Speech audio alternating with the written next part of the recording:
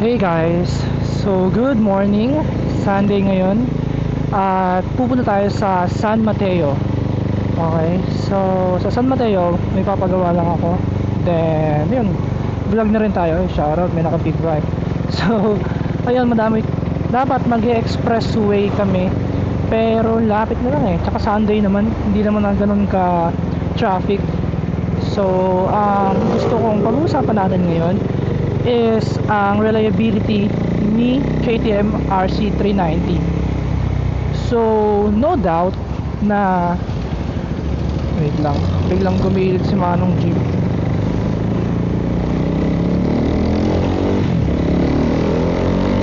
So ayun nga, no doubt na yung mga older model ni KTM RC or ng KTM in general, kahit Papaduk, Adventure, super daming issue, super, alam niyo yun, ang daming bad experience ng mga previous owner or ng mga current owner. Pero itong gantong model na 2022 above is na-fix na nila yung mga issue na na-encounter ng mga previous owner ng mga older gen na RC or KTMs.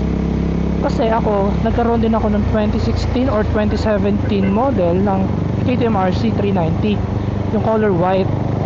So nabili ko yun nung 17 years old ako. So masasabi ko rin talaga na yung version na yun, yung reliability nun is super, hindi siya super reliable kasi super daming issue, ganyan.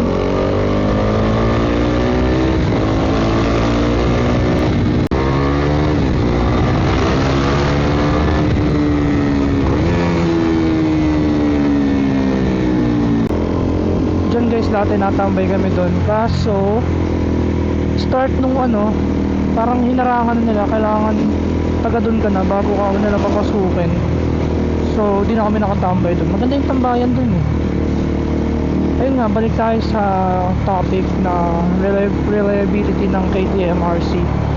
So ngayon kasi madaming, syempre yung mga beginner or yung mga nagtatangkang bumili ng RC390 dahil KTM nga siya, nakikita niya yung mga previous comments ng mga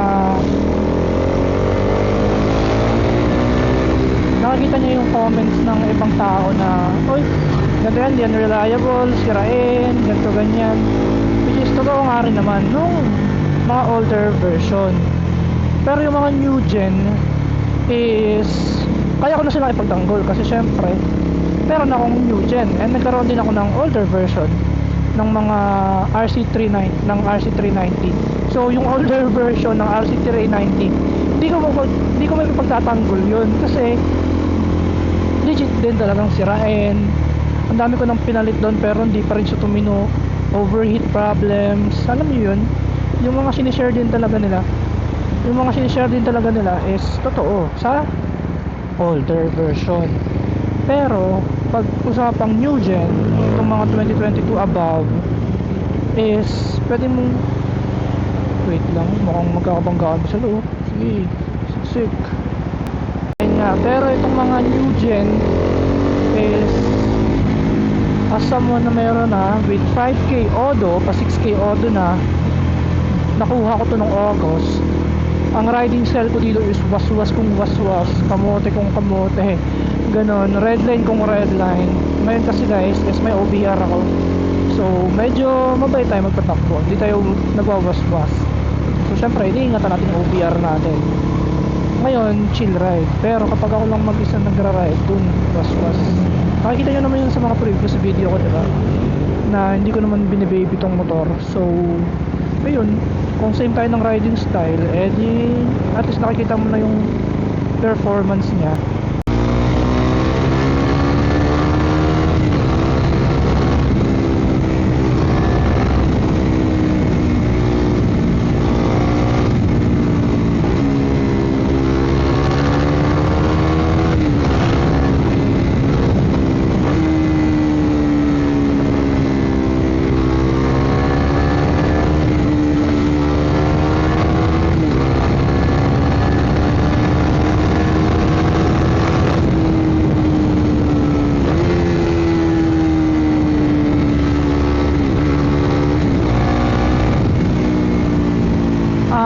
nga pala guys, madami rin kasing nagkakamali ng intindi. So ang maintenance guys and reliability is magkaiba. Kasi baka mamaya nagrereklamo ka sa reliability ng KTM or KTM RC390,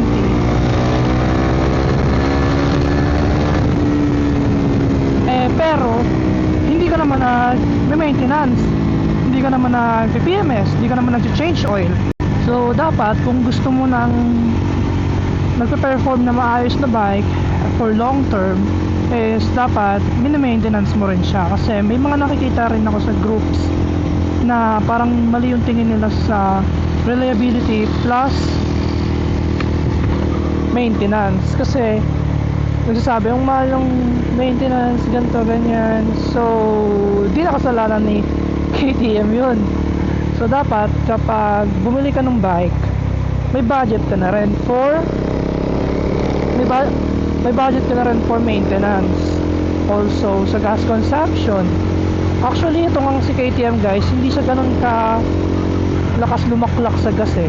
Sakto lang yung mag-e-enjoy ka everyday, tapos may power, pero hindi naman mawawasakin yung bulsa mo kada ride. Lalo na kapag nagra-ride ka dahil sa gas consumption. So yung gas consumption naman nito is sakto lang, okay lang.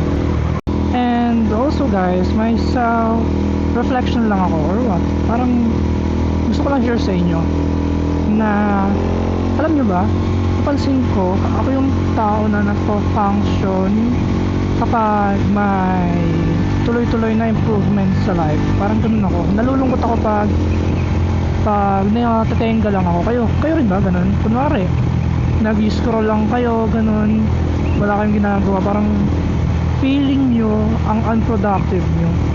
So lately is napansin ko puro na ako scroll sa social media, ganyan, play ng mga online games.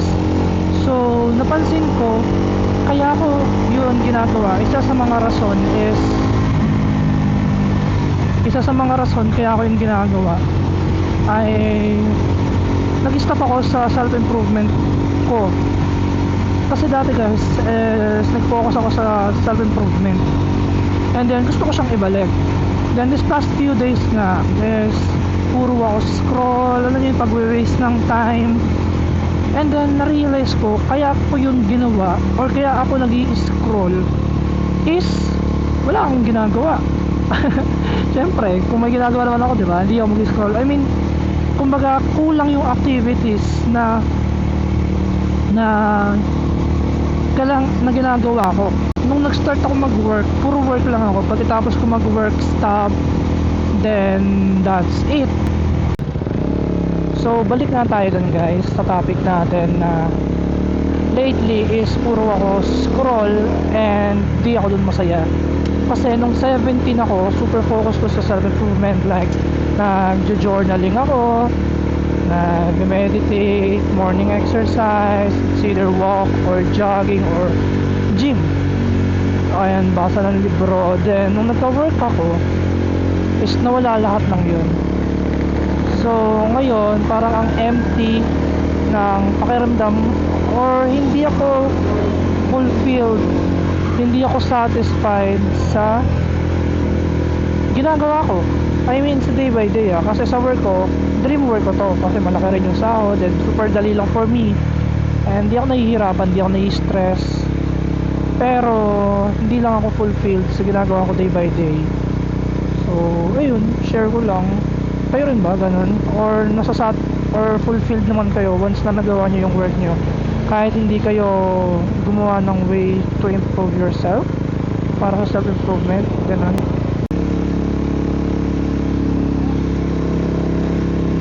So sumobra kami guys, mali yung tingin ko, dapat diretso,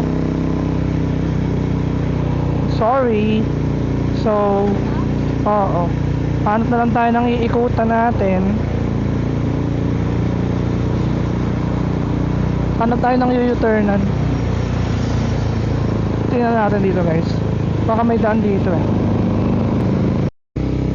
So yun guys, may maganda kaming lugar na nadaanan. So ang ganda naman dito, parang bundok ganun. Kasi ang taas namin, may nakita akong bangin dun eh. So saan kaya? Ang ganda naman dito, walang traffic. Ano to, village? Ay hindi naman village. Tapos may intersection. Hindi ba siguro to village? Kasi kung village to or subdivision, hindi din. Hindi ko alam. So, malapit-lapit naman na ata tayo. Tapos kakanan tayo dun sa kanto dun. Kanan tayo dito. Let's go kanan dito.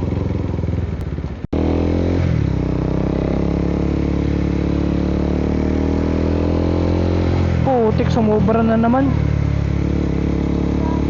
Takting yan. Kaya nga eh. So ayun guys, sumobra kami. Nakakalito pag mayroong parang may paakyat tapos mayroong kalsada sa baba, hindi mo alam kung alin ba dun yung dadaanan mo eh. Pero okay lang yan, ang importante nakapagmotor tayo. Ayan guys, overall yung reliability naman na ito based sa performance score is wala pa man akong major issue na na-experience. Also sa mga nakakausap kong mga owner ng mga mas matatandang Odo compared dito sa aking bike, may iba sa kanila 20k Odo, 30k Odo, then tamang PMS lang, and then ayun, goods na goods yung bike nila. So at the end of the day, nasa iyo pa rin. Pero ang recommended ko kung kuha kayo ng KTM is yung mga new gen, kasi na-fix na doon yung overheating issue, then yung iba pang stuff na mga naging issue ng KTM before. So yun lang guys, sa susunod na video ulit. Bye bye.